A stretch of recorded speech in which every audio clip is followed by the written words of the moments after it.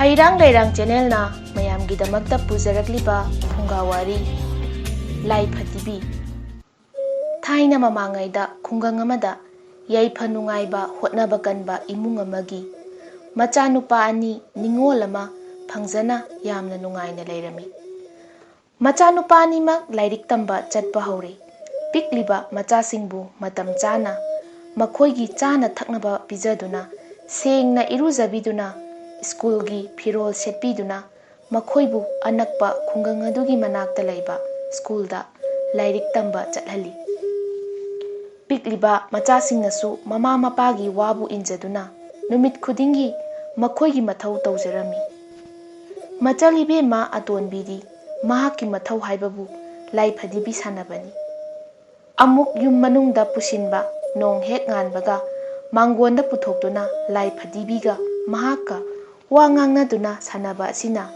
machal nupi atonbi asigi thabak oirami nongmagi numit amada suti yoiba nongmaijing numitni mabunganina machangi Laiphadibi sanarami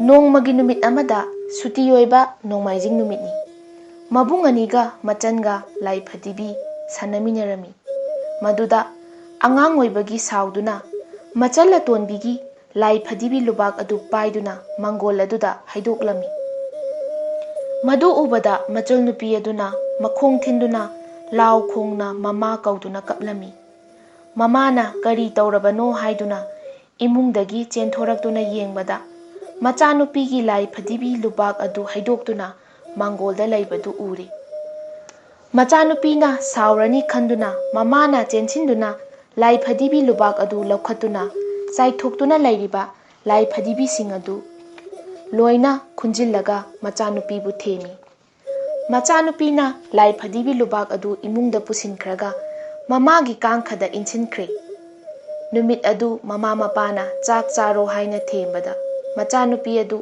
chak chaw haiba phawba yadaduna numit adu chara henki nonganbaga mamana sana kaithelda chatuna yamna phajaba poloi setpi Laiphadibi ama leirakle machanupi atonbina madu ubada mamada hairei ima aigi ita Laiphadibi do kadaidagino haina hanglei mamana ibema imana ichagidamakta sana kaitheldagi leiraklibani machanupina mamada ima nakhoigi sana kaithel haibadu asigumba aigi Laiphadibi yamna yonbra mamana hoi yamna yonkrabajani mamana leirakpa Laiphadibi adu fi supiduna mahaki Laiphadibi hapa lubak manungda thamjinkhre machanupidu Laiphadibidu ubada yamna harau harau jari puthok-puthoktuna Laiphadibi adu sanarami nongmagi numit amada machanupina mahaki Laiphadibiga wa ngangnaringaida mama mapasu tarami aduga machada yenglaga hairei ibema ichadi Laiphadibiga wa ngangnaba ngamlabanina isadi yamna haina lairikka tamlabadi yamna thuna chimphakadi thuna pugadawri ichagi mingsu ngasidagi imana Laiphadibi haina kaurani icha madom pokchabani haiduna mama mapa oiba anido nokchei mabung oiriba nupa macha anidudi imungda lairik paduna lei mama mapana lairik paw hairaga lairik pananaba sanaba matamda sanaba angang anidugi mathau oirami machal nupi atonbi Laiphadibi su mabung anigi matung induna school kaba haurakle machal nupi atonbibu mabung anina yamna luna tawbirami machan nasu mabung anibu yamna kina chatli makhoi hum numit khudingi school leptana kamine yumda halaklagasu makhoi hum tanaduna lairik oraimine mama mapa oibana machil mawpagi matawadu ubada yamna haraujarami nupi macha atonbi piklabasu yamna wakhal lausing leiba angang ama oirami ojana taklakpa pumba mahakna hekta phaba ngami nongmagi numit amada school chatlamdaida mamana machil manau ahumbu iruzabiraga chak thongduna pijaba loirabada makhoigi school gi phijet adu sechanbire aduga machan nupi atonbi adu mamagi kada changduna mahaki Laiphadibi lubak adu haidoktuna hai.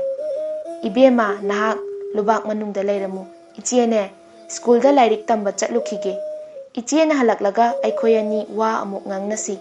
Ai suti leiba numitta aikhoi mangol da sanaminasi haiduna lubak adu khumjile. Aduga lairik khaw adu paiduna mabungi matung induna school chatkre. Machanupiga Laiphadibiga wa ngangnaba adu mapana taraduna khalai.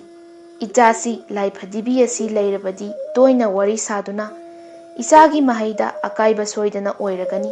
Adunadi ichana school dagi halaktringaida mahaki Laiphadibi asi isingda hekta thadakrage khalladuna mapana Laiphadibi lubak adu puthoraktuna Laiphadibi sing adu machet machet segairaga lubak aduga konana ingkhol adugi nongpok thangbada leiriba pukri achauba aduda langthakri. Mapasu yumda changduna chak ising charaga mahaki thabak mafamda chatkre. Numidang wairam oiraklabada macha humak makhut samnaduna harau harau mayumda changlakli.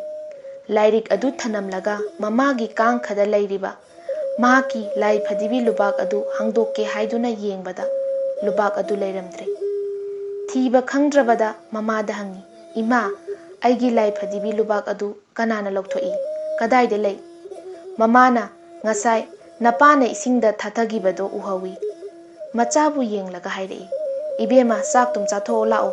Nangi Laiphadibi do napana machet machet segairaga lubak aduga konana pukhirida thadakrabani. Lao lao ima muk phajaba ma leirake isadi maram mokpani. Saunuda imana leigani ichagi. Mabung anigi machal nupi atonbi Memtombi do mamittagi mapi sadum taduna mamada yenglaga hairei. Ima aigi Laiphadibina pabungda kari akaiba chatkrabagi. Aigi ita Laiphadibi bu adukta thibiribadubo. Mahakna aigumna marol thokte haina taubibra. Ima aidi Laiphadibi gumbani. Mana isingda wana leibado ai yamna yaningde. Ima aigi chak saruktu numit khudingi pukrida pabungna hundokriba itada pijau. Ai sak chaningde haiduna kapna kapna mamagi phamungda changkhri. Asum tauna sau thau yadana leirakpa numit mangani surakli. Mabung ani adusu machalgi matau yengbada nungaitre. Mama mapana Laiphadibi kaya leiraktuna themi mamitna phauba hanna yengkhide. Masa sontharakduna angangi matau yengbada mama mapa ani do mathwai nungairaktre. Macha si siragadra haina chingnari. Ngaihak leiraga mapagi machal nupi laktuna mabung manamabu khurumi. Mabungna hai ibema nang laklibra. Machanna khurumjai hoi tachau. Memtombi nai haibagi pau tabadagi nachan hangi haiduna lakchabani. Ibema tombina na kibagi maram manamada hangi manamana loina tami.